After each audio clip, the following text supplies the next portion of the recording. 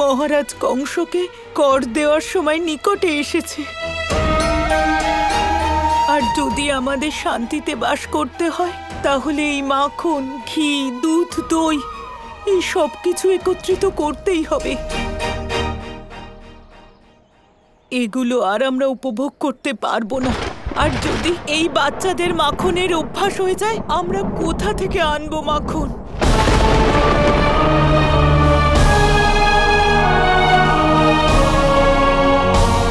ধৈর্য ধরুন মা। ওগুলিকে মাখন কেড়ে নেওয়ার ইচ্ছে কংসের কখনোই পূরণ হবে না। আমাদের কিছু ভাবতে হবে। হ্যাঁ ভাই, আমাদের শীঘ্রই কিছু একটা পরিকল্পনা করতে হবে। তাড়াতাড়ি ভাবো। ভাবছি দাদা, দাঁড়ান। হ্যাঁ, ভাবো ভাবো। তুমি গোপালকে এভাবে কেন দেখছো? কারণ ও নতুন পরিকল্পনার ব্যাপারে ভাবছে। ও তো ছোট, ও কি করে পরিকল্পনা করবে? ও একদম ছোট নয়, গোপাল সব কিছু জানে। তুমি শুধু দেখে যাও ও কিভাবে নতুন পরিকল্পনা তৈরি করে। আচ্ছা, ও পরিকল্পনা তৈরিও করবে আবার বলবেও। ঠিক আছে, দেখি। ভাই, এইটা এবার মান সম্মানের বিষয়, মান রেখো। এবার পরিকল্পনাটা বলেই দাও। মাখন তো শেষ হয়ে গেল। দাদা,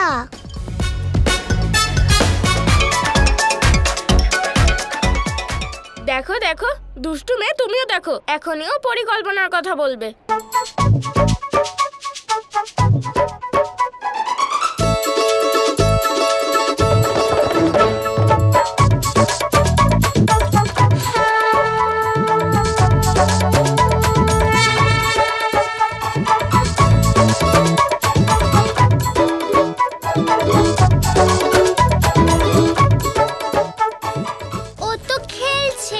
খেলছে না, বোঝানোর চেষ্টা করছে। যখন মাখন সোজা আঙুলে ওঠে না, তখন বাঁকা আঙুলে তুলতে হয়।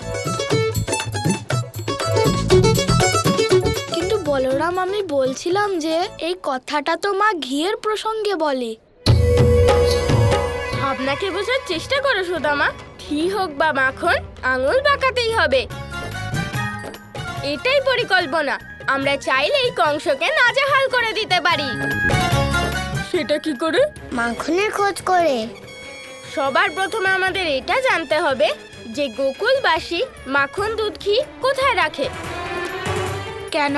এটার মাধ্যমে আমরা এটা জানতে পারবো যে গোকুলবাসী কংসকে কত কর দেয়। আচ্ছা। হ্যাঁ, আর সেই জন্যই আমাদের গোকুলের সমস্ত জায়গায় খুঁজতে হবে, যাতে আমরা সেই গুদাম ঘরের সন্ধান পেয়ে যাই। ঠিক বলেছেন দাদা। হ্যাঁ, আমরা খুঁজে বার করবই। হ্যাঁ হ্যাঁ, আমরা খুঁজে বার করব। সতর্ক হয়ে যাও মামা। এবার আমাদের দল তোমায় এমন বিরক্ত করবে যে তুমি শুধু দুধ আর মাখনের জন্য নয়, জলের জন্য ছটফট করবে।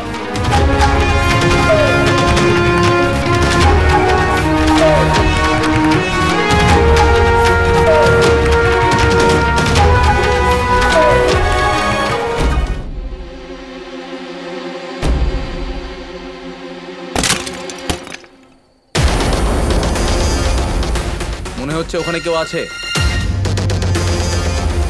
কে আছে ওখানে? পালাও! এ দাঁড়াও, চোর!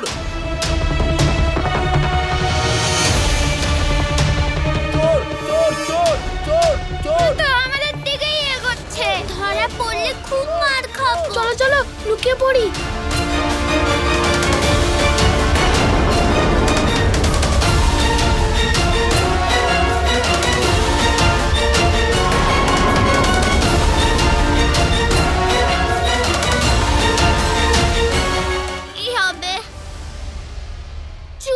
ভিতু,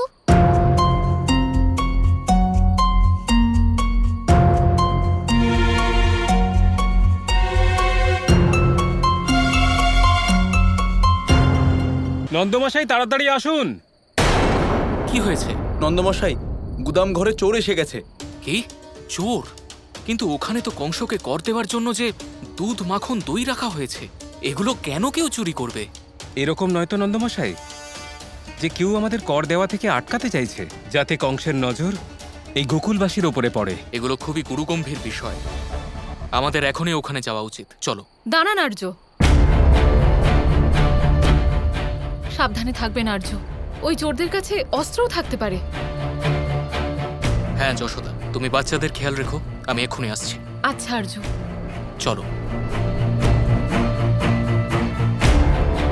হে নারায়ণ, রক্ষা করুন।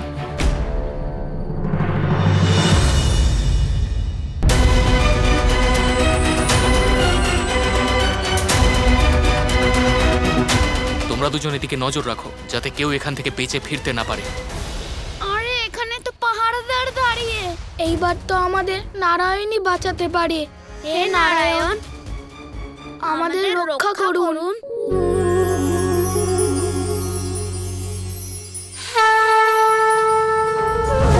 প্রিয় মাখন চোর বালক, শিরে শোভে ময়ূর পালক। ব্রজদুলাল নন্দলাল, জয় গোপাল জয় গোপাল। এ তো আমাদের গোপাল। জয় গোপাল জয় গোপাল।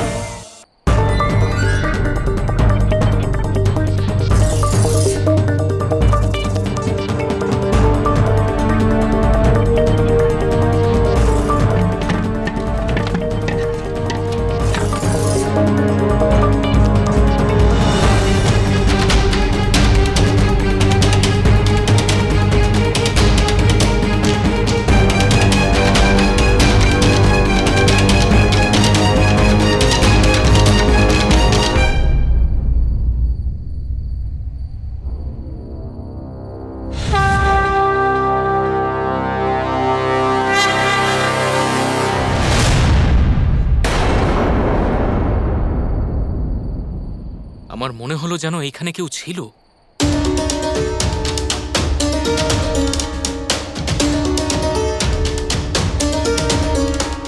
এই গোপাল এখানে কোথা থেকে এলো আর আমাদের কোথায় নিয়ে যাচ্ছে?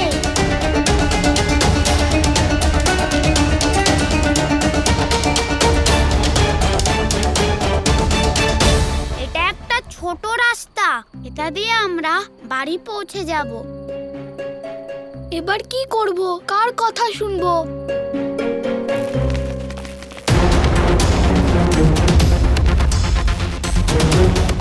আরে আমি বলছি, এদিক দিয়ে এসো। গোপাল কি বলছে?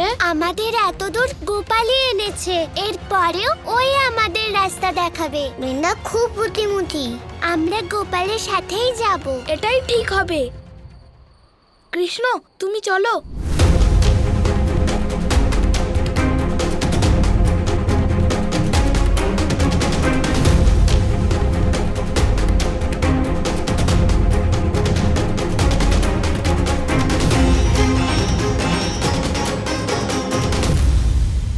চলো বাড়িতে চলো, চলো ভাই চলো।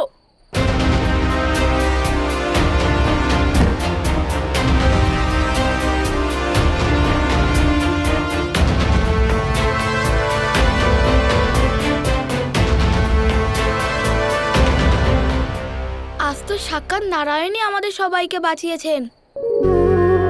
বাহ ভাই বাহ। মহাবলী কংস এত শীঘ্র নিজের পরাজয় স্বীকার করতে রাজি নয়। এইবার আমি এমন কিছু করব যে গোকুলবাসীরা বাধ্য হয়ে নিজেরাই ওই বালককে আমার সামনে উপস্থিত করবে। অক্রূর, পাঠাও আমার সৈন্যদের গোকুলে, আর গোকুলবাসীদের মধ্যে ঘোষণা করে দাও যে মহারাজ কংস খাজনা চাইছে। যারা কর দিতে পারবে না আর সময় চাইবে, তাদের শুধু বলে দিও যে যারা আজ কর দিতে পারবে না, তাহলে তাদের কাল দ্বিগুণ কর দিতে হবে। তারপর কংসের আক্রোশ থেকে বাঁচার জন্য ওরা বাধ্য হয়ে